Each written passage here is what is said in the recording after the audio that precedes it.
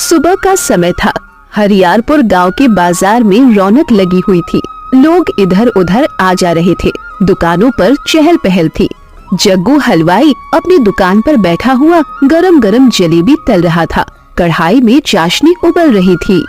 बिगड़ी बनाए सबकी, ऊपर वाला रखे सबको, जो करे दान गरीब को, ऊपर वाला दे उसको। भगवान के नाम पर मुझे कुछ दे दो भैया, कुछ तो दे दो, भूख लगी है इस बाबा को, दे दो। आवाज सुनकर जग्गू की नजर सामने पड़ी। एक बूढ़ा भिखारी खड़ा था। उसके हाथ में एक रस्सी थी और उसी रस्सी से एक बकरी बंधी हुई थी। अरे कौन है रे तू? मैं भिखारी हूँ। अरे हाँ हाँ, ये तो तेरी शक्ल से दिख रहा है, लेकिन तू हमारे गांव का तो है नहीं। आया कहाँ से है? भिखारी कुछ नहीं बोला। वो चुपचाप जग्गू को देखता रहा। देख भाई, तू कहीं से भी आया हो, मुझे क्या फर्क पड़ता है? नहीं तो ये ले। इतना कहकर जग्गू ने एक सिक्का भिखारी की ओर बढ़ा दिया। भिखारी ने हाथ बढ़ाकर सिक्के को ले लिया। अगले ही पल अचानक जग्गू की कढ़ाई पलट गई। सारी गरम चाशनी जमीन पर फैल गई। चाशनी के छींटे जग्गू के पैरों पर पड़ गई। अरे रे रे रे रे रे रे रे रे, हाय दैया, मैं तो मर गया रे, मैं तो मर गया। बुरी तरह से जल रहा है, ये कैसे हो गया? रे रे रे रे रे रे रे रे रे। अरे चल तू दफा हो जा यहाँ से। आइंदा मेरी दुकान के आसपास फटका तो इतना पीटूंगा कि वर्षों तक तेरे शरीर पर नील पड़े रहेंगे। अपनी बकरी को लेकर चुपचाप वहाँ से चला गया। हाँ, देखा तूने, देखा ना, मुझे किस तरह से उस हलवाई ने अपमानित करके भगा दिया। अगले दिन भिखारी अपनी बकरी को लेकर फिर से हरियारपुर गांव की ओर बढ़ गया। भगवान के नाम पे कुछ दे दो, मुझे कुछ दे दो, बड़ी भूख लगी है। मुखिया की नजर भिखारी पर पड़ी। उसके साथ बकरी देखकर वो चौंक गया। हैं? अरे तू एक तो भिखारी है और ऊपर से ये किसकी बकरी लेकर घूम रहा है रे? चोरी कर ली है क्या? है? किसकी बकरी है ये? ये तो मेरी बकरी है। देखा रे बलराम तूने, ये भिखारी पेट भरने के लिए भीख मांग रहा है, लेकिन शौक राजकुमारों जैसे है, बकरी लेकर घूम रहा है अपने साथ।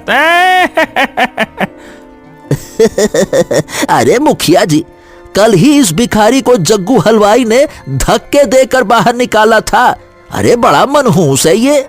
अरे हाँ हाँ हाँ, आज तो मेरी बेटी की बारात आने वाली है। जग्गू हलवाई को तो मिठाई बनानी थी, वो अभी तक आया क्यों नहीं? तू यहाँ? अरे मुखिया जी, आपने इसे अपने घर में आने की अनुमति कैसे दे दी? ये मनहूस भिखारी है, मनहूस। इसकी वजह से कल गरम चाशनी की कढ़ाई मेरे ऊपर गिर गई। इसे तुरंत बाहर निकालिए, बड़ा मनहूस किस्म का आदमी है ये।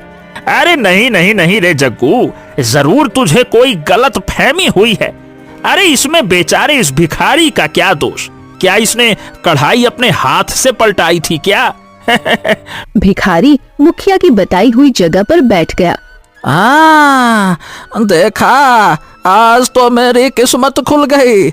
इतना सम्मान तो शायद मुझे अपने जीवन में कभी नहीं मिला होगा। कुछ देर बाद एक नौकर थाली में अच्छा भोजन लेकर आया और भिखारी के सामने रख दिया। भोजन देखकर भिखारी की आंखों में चमक आ गई और उसके मुंह में पानी आ गया। नौकर थाली रखकर चला गया। हाँ, वाह वाह वाह वाह वाह वाह, इतना स्वादिष्ट भोजन तो शायद मैंने अपने जीवन में नहीं खाया होगा। कौशल्या तुरंत घर से बाहर निकली और छत की ओर देखकर आवाज दी, सौम्या नीचे आ जाओ, कुछ ही देर में तुम्हारी सहेलियां आने वाली है। जी माँ, मैं अभी आई। अगले ही पल अचानक तेज हवा का एक झोंका आया। सौम्या का संतुलन बिगड़ गया और वो सीधे छत से नीचे गिर पड़ी। हाय माँ, मैं तो मर गई। नीचे गिरते ही उसकी कमर में भयंकर दर्द उठा। शादी वाले घर में हंगामा मच गया। चारों तरफ चीख पुकार होने लगी। कौशल्या जोर जोर से रोने लगी। मुखिया दौड़ता हुआ आया। ए कौशल्या, क्या हो गया कौशल्या, क्या बात है? सौम्या नीचे आ रही थी, लेकिन न जाने कैसे छत से गिर गई। अरे खड़े खड़े शक्ल क्या देख रहे हो? जाओ जल्दी से वैद्य को बुला कर लाओ, जल्दी जाओ। वैद्य वहाँ पहुँचा और सौम्या का इलाज करने लगा। मुखिया सीधे भिखारी के पास गया। अरे दफा हो जा यहाँ से। इस घर के आसपास क्या, अगर गांव की सीमा के भी आसपास दिखा तो तुझे जीवित नहीं छोड़ूंगा। मनहूस कहीं का, तेरी वजह से मेरी बेटी छत से गिर गई। निकालो इसको। गांव वालों ने भिखारी को पीटना शुरू कर दिया। भिखारी ने अपनी बकरी को बचाने की कोशिश की। अरे बस करो, कम से कम इस बेचारी बकरी को तो मत मारो, उसका क्या दोष है? भिखारी अपनी बकरी को लेकर जंगल की ओर बढ़ने लगा। काफी देर चलने के बाद बकरी थककर रुक गई। भिखारी ने उसे देखा। मैं जानता हूँ कि तुझे भूख लगी होगी। उसने बकरी को एक जगह बिठाया और पास से कुछ पत्ते तोड़कर उसके सामने रख दिए। बकरी आंखों में आंसू लिए पत्ते खाने लगी। फिर वो अपनी बकरी को लेकर जंगल की गहराई में भटकने लगा। भूख और प्यास की वजह से भिखारी की हालत जवाब दे गई। उसके होंठ सूख चुके थे और भूख से उसका पेट तड़प रहा था। थक हार कर वो भूख से निहाल होकर जमीन पर गिर पड़ा और बेहोश हो गया। उसकी बकरी मिमियाने लगी और उसे उठाने का प्रयास करने लगी, लेकिन भिखारी को होश नहीं आया। बकरी बार बार उसे उठाने की कोशिश करती रही, लेकिन कुछ देर बाद वो भी चक्कर खाकर वहीं गिर गई और बेहोश हो गई। बहुत देर बाद जब भिखारी की आंखें खुली तो उसने खुद को एक झोपड़ी में पाया। सामने एक साधु आसन लगाकर बैठे थे। बेहोश पड़े मिले थे। मेरी बकरी कहाँ चली गई? बेचारी मेरे बिना शांत शांत शांत, चिंता मत करो। तुम्हारी बकरी भी बेहोश मिली थी, लेकिन कुछ देर बाद उसे होश आ गया। वो देखो, वो सामने है। ये भोजन खा लो, तुम भूख की वजह से बेहोश हो गए थे। नहीं नहीं नहीं, मुझे नहीं खाना।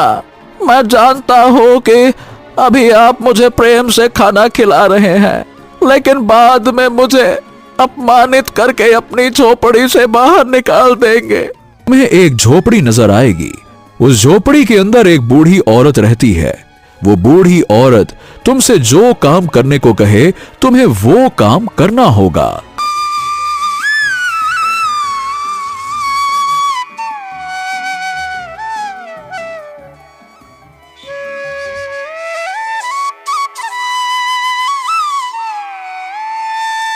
कुछ देर बाद वो अपनी बकरी को लेकर साधु महाराज की झोपड़ी से बाहर निकल आया और अपने कदमों का रुख सोनपुर नगर की ओर मोड़ लिया। तभी उसकी नजर एक व्यक्ति पर पड़ी जो वहाँ से गुजर रहा था। अरे सुनो, इस झोपड़ी में जो बूढ़ी अम्मा रहती है, क्या उसका कोई पुत्र राजमहल गया था क्या, जो अभी तक वापस नहीं आया? वो बेचारी बहुत परेशान है। अरे कहीं तुम उस पागल बुढ़िया की झोपड़ी में तो नहीं चले गए? अरे सारा नगर जानता है कि उसका बेटा मर चुका है। इतना कहकर वो व्यक्ति वहाँ से चला गया। भिखारी बना राजकुमार वीर चीखते हुए बोला, मुझे क्यों नहीं याद आ रहा कि मैं कौन हूँ मैं? कुछ ही देर में वो सब कुछ भूल गया और खुद को भिखारी मान लिया। अगले ही पल भिखारी को होश आ गया। रंग बिरंगी रोशनी में वो राजकुमार वीर में परिवर्तित हो गया। बकरी भी रानी रुक्मणी में बदल गई। दोनों साधु के चरण में गिर पड़े। हाँ, साधु महाराज मुझे क्षमा कर दीजिए। मैंने घोर पाप किया। मैंने बहुत बड़ा पाप किया। साधु महाराज, मुझे क्षमा कर दीजिए। बूढ़े भिखारी ने माँ को खोजते खोजते खुद की सच्चाई पाली।